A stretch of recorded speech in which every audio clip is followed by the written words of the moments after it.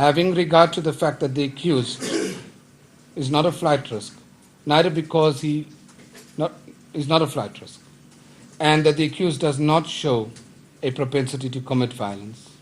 The accused, there is no evidence before me, will interfere with state witnesses, and there isn't proper evidence before me relating to the public perception of the matter.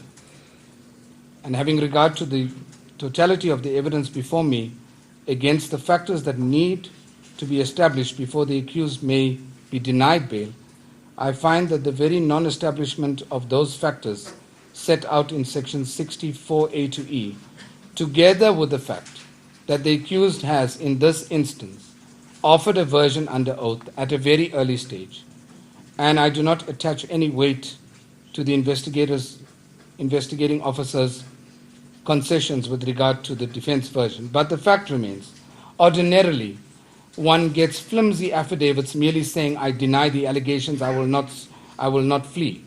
But in this instance, the accused has reached out to try to meet the state case, of course against the background of those improbabilities that I have seen and mentioned. That fact, that reaching out in the affidavit in the way that he did, placing it before the court, together with the fact that none of the factors that need to be established have been established,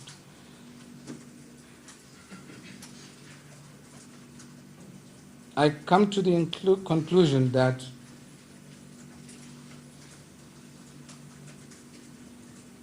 the accused has made a case to be released on bail. Yes! Let's go, Jesus.